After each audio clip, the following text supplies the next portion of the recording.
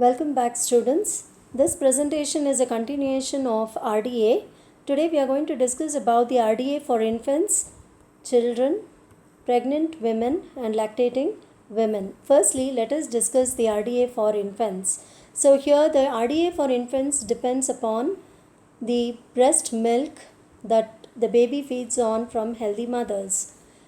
Cow's milk has also been included in the diet for infants, but however, human milk is universally regarded as an ideal food for feeding infants.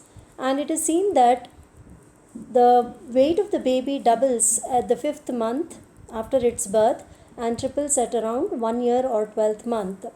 RDA for infants can be categorized into two groups again, that is from birth to 6 months of age and 6 to 12 months. This is because the age of the infant influences the nutrient requirement. Rapid growth is generally observed during the first 6 months. Now this table would focus on the different nutrients that have to be provided in the two categories, that is 0 to 6 months of age and 6 to 12 months of age. On an average, 850 ml of the breast milk has to be provided up to 6 months, which generally provides about 120 kilocalories of energy per day. Now, what happens is from the 3rd month onwards till the 6th month, the energy intake from the breast milk becomes slightly less, and after 6 months the milk is not adequately secreted by the mother, and therefore it becomes deficient for vitamins D, A and C as well as the mineral iron. Therefore, the baby has to be supplemented with baby foods which are based on vegetables and fruits, and certain pre-cooked cereals in the form of porridge could also be supplied along with egg yolk. So the infants, the body, the certain nutrients like energy, that is when I say energy, it is both carbohydrate and lipids put together. So the nutrients like energy, then proteins, iron and vitamin B are given in terms of per kg body weight and not as total intake. So it depends on these nutrients have to be given based on the weight of the baby and not as a total requirement per day. Well, these nutrients like vitamin C, D, A, calcium, iron, they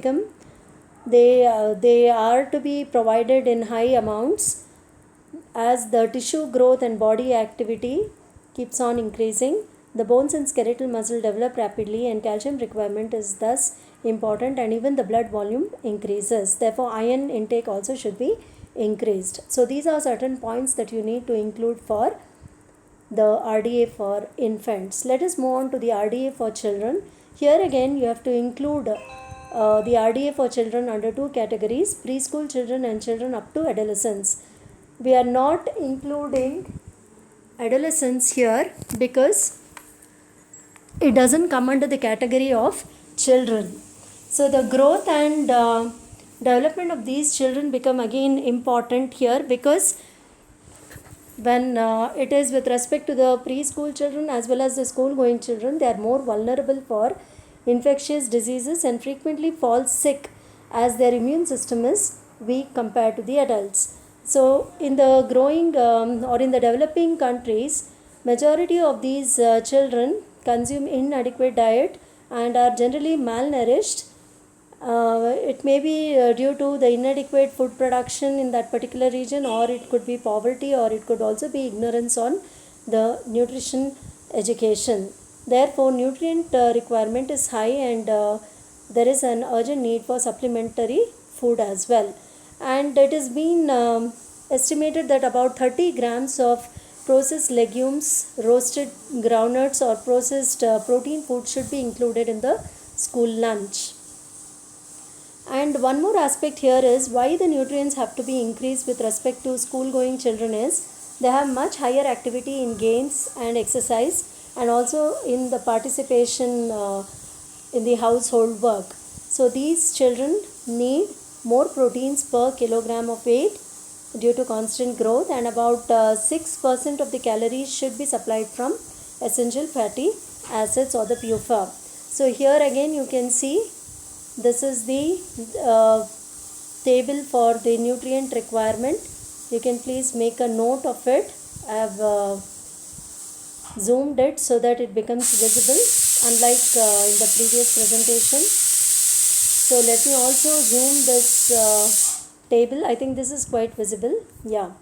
So coming back to the table for children, here you can see age 1 to 3, then 4 to 6, 7 to 9 and 10 to 12 have been mentioned. So generally up to 1 to 3 years it is the preschool children, and from 4 onwards it's the school going children.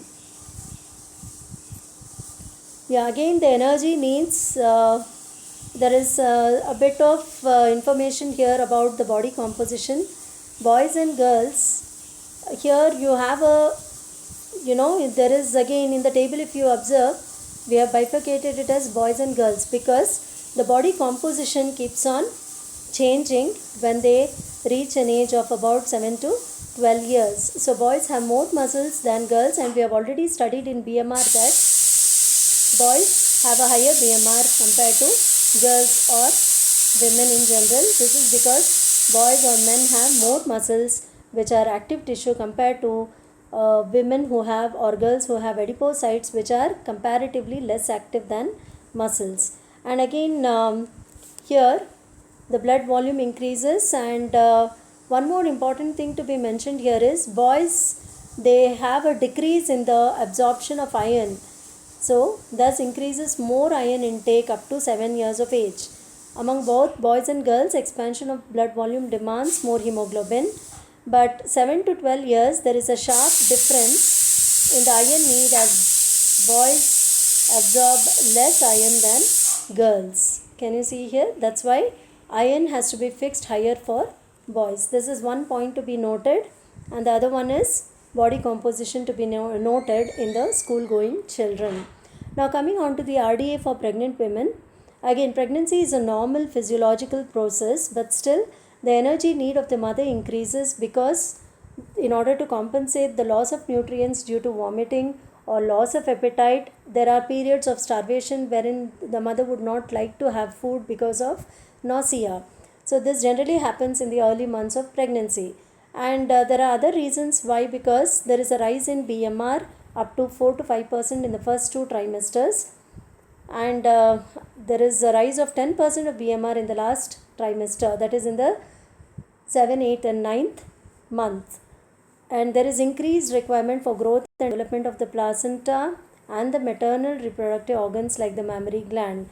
And also there is a need for deposition of 3 kilograms of fat in the maternal tissue, which would be utilized in the period of lactation. So these are the reasons why pregnant women have to be supplemented with higher values of RDA than the normal woman. So according to ICMR, about 100 kilocals during the first trimester and 300 kilocals in the last 2 trimester has been recommended. And you can see in the table that I'll be showing, there is a plus sign, so which indicates the addition on the normal RDA for men and women. So 300 calories of extra energy has to be provided in order to support the growth of fetus and placenta, as we have already discussed, and 15 gram of extra protein has to be supplemented. And I hope you understood that protein requirement is per kg. So it is 1 gram per kilogram. Therefore about 45 gram is generally provided for women. So you have to add in another 15. So it becomes around 60 grams of protein has to be given to the pregnant woman in order to suffice protein for the growing fetal tissue, reproductive organs as I mentioned, and also plasma proteins for enhanced blood volume. So this is again the table for the requirement. Here you can see there is plus mark. So these are added values apart from the normal value. The normal value here is around, I have mentioned it in the slide here. So you can see it is 300 calories on around 1200. So generally on 2200 kilocalories of energy. So to 2200 kilocalories of energy you have to add another 300. You can see this under physical activity, RDA for physical activity. The table is there for men and women. So on to that value you need to add around plus 300 for the pregnant women here with respect to calories, and plus 15 with respect to proteins. And again for vitamin like riboflavin, thiamine, you need to add plus 0.2 mg more. So here extra lipid which is included, in the 300, that's what I mentioned here, 2200 cals of energy. So this includes also the essential fatty acids to be provided in the diet of the mother. And you have about 1 gram of calcium and phosphorus and about 200 international units of vitamin D recommended for the later half of pregnancy. Otherwise, it would weaken the bone of the mother. And the calcium, because the calcium from the mother would be extracted to the growing fetus. So iron requirement also increases because there is, around for the synthesis of fetal blood, you need around 200 to 250 mg, and 400 to 500 mg of iron is required for the maternal hemoglobin maintenance. And also there would be loss of blood during parturition or the childbirth. And so in order to compensate for all these requirements, you will have to add up 250 plus 500, around 700 mg of iron. Fine. Then coming on to the folic acid and the vitamin B12, a daily allowance should be around 0.2 mg of folic acid and 1.2 microgram of vitamin B12 in order to help in the nucleic acid synthesis in the proliferating tissues and the developing RBC of both the mother and the fetus. See, you need to cover these points which are important when we discuss the RDA for pregnant women, especially the folate and vitamin B12 which is given here. So similarly, you need to increase the update of intake of vitamin K as well as calcium as already discussed, and also vitamin A. Please go through these points which will help you in making the notes for RDA on pregnant women. Coming to RDA for lactating mother, so again we discuss it in two stages, 0 to 6 months of age of the baby and 6 to 12 months of lactation. Generally we feed the baby around 1 year. So the RDA is more during the first 6 months because lactation will be more and the nutrients would need to be supplied more for the mother because more milk would be generated and would be consumed by the baby. Therefore, there should be an enhancement of about 520 kilocals during the first 6 months and about 400 kilocals in the next 6 months for the mother. And the daily protein has to be increased by again 20 grams for maintaining the secreting mammary tissue and also replacing the daily loss of about 10 to 12 grams of protein in the milk for the baby. And 3 to 4 grams of essential fatty acid has to be supplied because milk also provides lipids to the baby. So this is again the table for RDA for lactating women. So here again you can see two categories, 0 to 6 months, 7 to 12 months. So coming on to the minerals, about 200 to 300 mg of calcium and phosphorus have to be given because they are secreted in the daily milk. And in order to replace it, 1 gram of calcium and phosphorus should be included in the diet of the mother.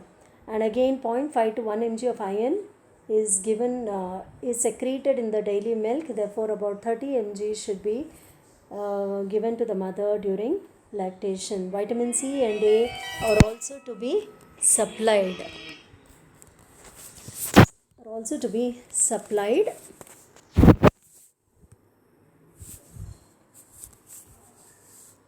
So this completes the RDA on infants, children, pregnant and lactating mother. And the next PPT would be on macronutrients, wherein we would discuss about the carbohydrates. Thank you.